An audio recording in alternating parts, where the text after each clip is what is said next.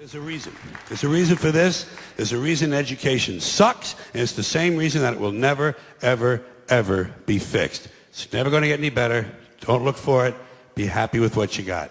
Because the owners of this country don't want that.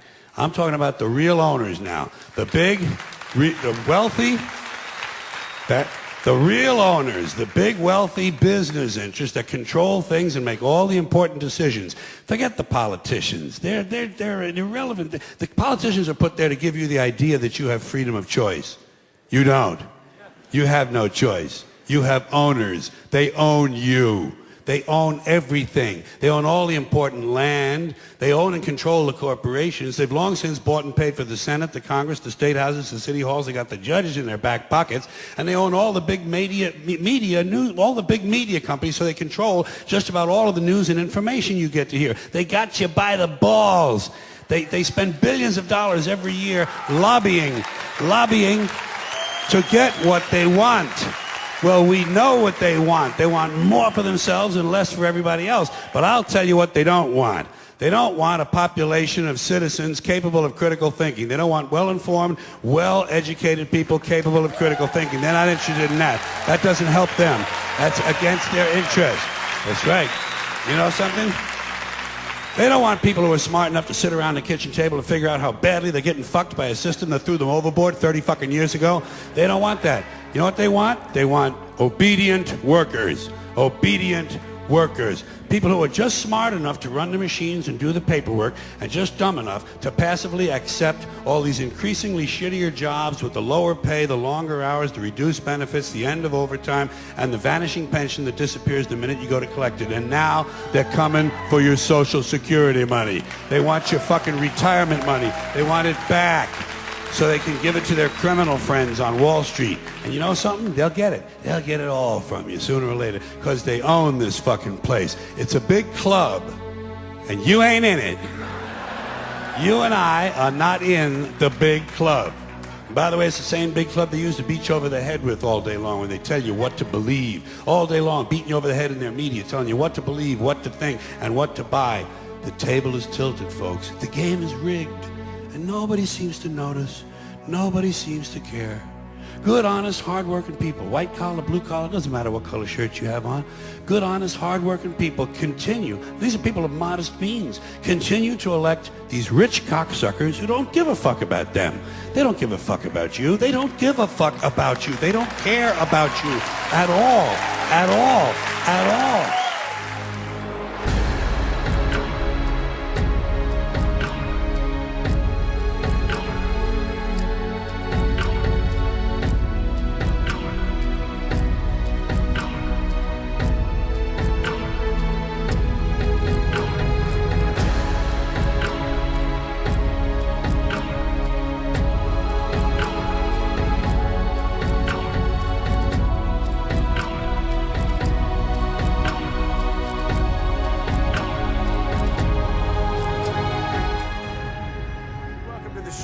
Appreciate you being on tonight. Thanks for the invitation, Joe. Okay, let's talk about the rat of the week. Why is Bayer Corporation the rat of the week? Internal documents show that after this company positively, absolutely knew that they had a medication that was infected with the AIDS virus, they took the product off the market in the U.S. and then they dumped it in France, Europe, Asia, and Latin America. The medicine's called Factor 8. It was an injection medicine that was used for hemophiliacs, mostly children. Children had been born with an incurable disease. Hold on, Mike. So hold on. So you're telling me that Bayer knew that this drug was infected with the AIDS virus. They yanked it from the market in America, and then they dumped it in markets overseas? They had to figure out a way, Joe, to make a profit on a product that they could not sell in America. So they made a huge profit. They dropped the product in Japan, Spain, and France. By the way, Joe, government officials in France that allowed that to happen actually had to go to prison for it. In America, not one corporate executive for this company has been indicted or even criminally investigated by our Justice Department. Why not? What, you're telling me that these people that dumped this AIDS-tainted blood in foreign countries, who killed children, have not been taken to task in the United States? It's worse than that. The U.S. government allowed it to happen. The FDA allowed this to happen. And now the government is completely looking the other way. Thousands of innocent hemophiliacs have died from the AIDS virus. And not only they're dying, their family members are dying because they're becoming infected with the disease. This company knew absolutely that they had a problem with the product. They knew that it was infected with AIDS.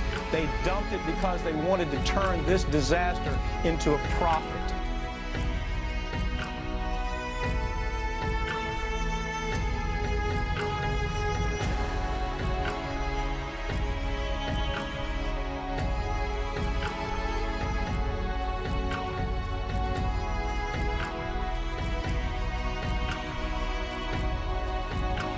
Now, you say you have internal documents that show that they knew that this drug they were dumping was tainted with the AIDS drug? Or the AIDS virus? The documents show that there was no question that this company absolutely understood the risk, that they knew that it was contaminated.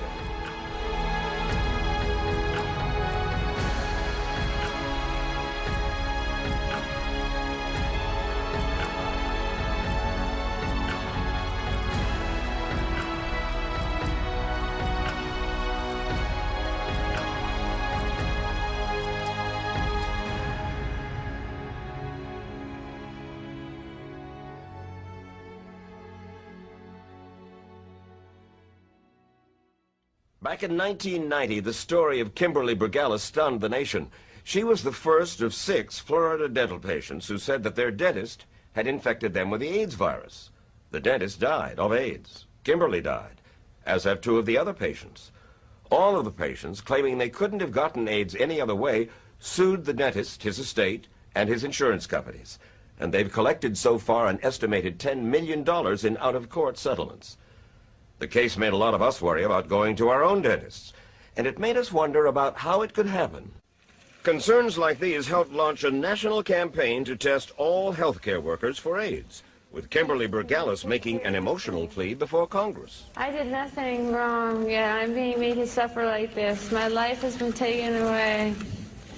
Please enact legislation so that no other patient or health care provider will have to go through the hell that I have. At that time, I was the chief professional advisor for the largest dental and medical catalog supply company in the world, Henry Schein, Inc. Early in my career, I published books and tapes using my knowledge of the behavioral sciences, including the Overcoming Your Fear of the Dentist program, and for this company, Dentistry in the Age of AIDS. By then, I had published dozens of scientific articles. Because of this case and my background, the company sent me on a lecture circuit between 1990 and 93 when I personally trained nearly 30,000 healthcare professionals in the psychology and clinical practices of infection control. But the government and my employer did not like my research. The controversy I created by publishing reports that conflicted with what officials were saying, based on my use of the FBI's official methods and materials, resulted in my corporate dismissal and blacklisting from lecture circuits of all dental and medical associations. Because of this, you might think I have an axe to grind, or that I'm biased against the government. Some people, especially health officials, dismiss my credibility because I began my career as a dentist, even though I received advanced degrees, one from Harvard University in public health, behavioral science, and 2 more doctorates since then.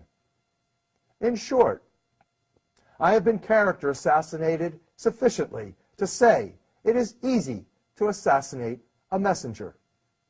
It is a lot harder for intelligent people to dismiss an honest, well-documented message.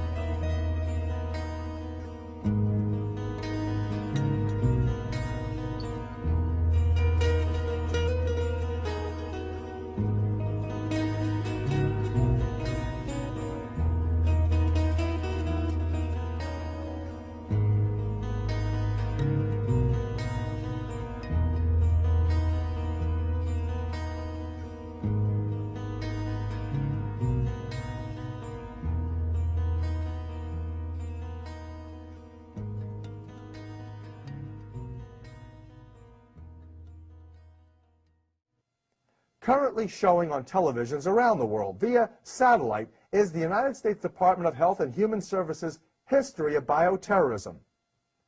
This program, featured in a new 24-hour preparedness programming network, was co-produced with the Department of Homeland Security with the CIA's involvement. It is said to be an educational encouragement to prepare you and your family for threatened, virtually impending catastrophes, especially bioterrorist and nuclear attacks. They adopted his technique of manufacturing ever-present dangers and then maintaining a constant state of fear to give those in power greater control of what Bernays called the mass mind. The network's featured documentary provides the opportunity to critically examine whether or not officials representing our government are telling us enough of the truth to make informed choices impacting life or death. Many critical choices now need to be made. The government explains this for your health and safety. Without honest information, your decisions might literally kill you or your loved ones. That's why this program is so important. This documentary provides honest messages, proven with visible documents, reflecting the most disturbing political and scientific history ever recorded. If you are my age, you might recall during the 1950s and early 60s, school children throughout America were required to brace themselves beneath their desks at schools in defense of a Cold War nuclear weapons attack. I remember as a child how completely absurd this was in the event a nuclear bomb were to explode within 100 miles of my classroom, as I was shown repeatedly the devastating effects relayed by television and movie theater newsreels. The waves of destruction spread hundreds of miles around Ground Zero, leaving nothing but ashes and debris. Only recently did I learn that those civil defense procedures were generated by nuclear weapons industry leaders in collaboration with our elected officials, who pledged this defense of our nation was required to maintain the world's balance of powers, economic stability, and military might. First, you'll have to know what happens when an atomic bomb explodes. You will know when it comes. We hope it never comes, but we must get ready. It looks something like this. There is a bright flash, brighter than the sun, brighter than anything you've ever seen. If you were not ready and did not know what to do, it could hurt you in different ways. It could knock you down hard or throw you against a tree or a wall. It is such a big explosion, it can smash in buildings and knock signboards over and break windows all over town. But if you duck and cover like Bert, you will be much safer. This documentary examines the government's latest efforts to get you to duck and cover. It exposes the CIA and puppet politicians operating as prostitutes for multinational corporate criminals, behind whose policies for preparedness lies genocide. Coming up next, discover how bioterrorism has been used historically and in the present on History of Bioterrorism. And actor Andre Braugher looks back at the biggest flu epidemic in history on Standing in the Safety Zone. Baltimore remembers the 1918 flu epidemic. And what every family needs to know about potential flu pandemic on keeping our children safe and secure. Pandemic flu and emergency safety preparedness. Coming up on HHS Network.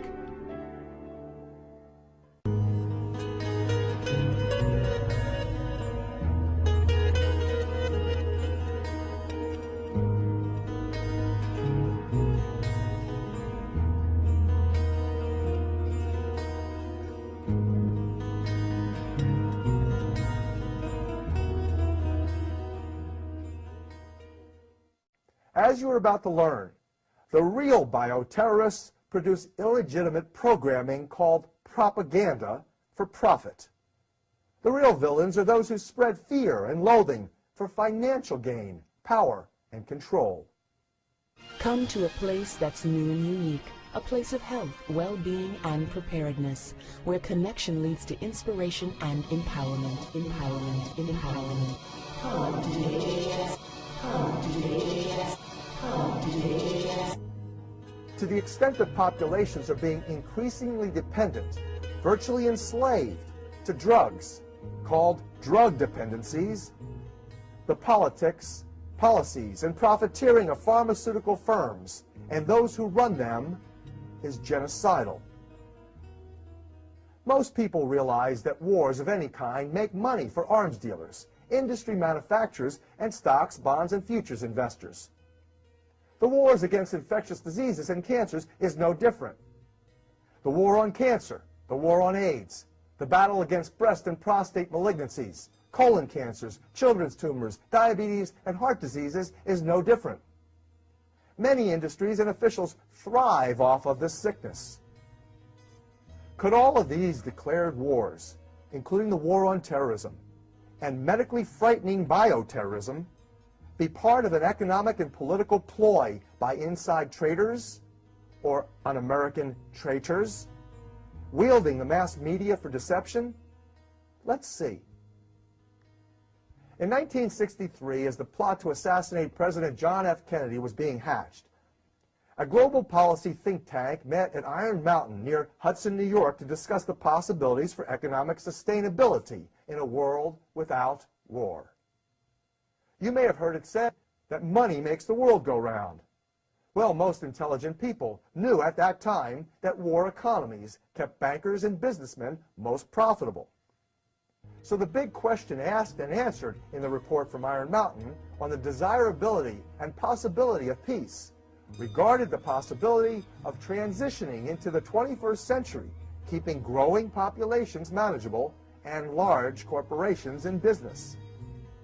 The participants at Iron Mountain considered the functions of war as necessary for political, economic, and social progress. The functions of war, they wrote, are, quote, essential to the survival of social systems we know today, end quote.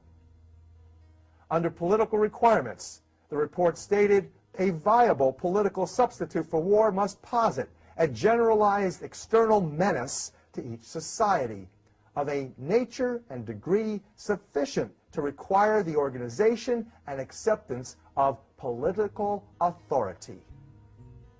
In other words, a form of controlled life with threats other than large-scale devastating wars was considered. A way to control populations without destroying expensive infrastructures, roads, utilities, and real estate, as in past world wars. This report provided economic substitutes for war and suggested developing a comprehensive social welfare program and a giant open-ended space research program, both of which we have today. Political substitutes for war included, quote, an omnipresent, virtually omnipotent international police force, end quote. The current global war on terrorism assures this. And fictitious alternate enemies, about which this documentary speaks, is evident in today's focus on terrorism.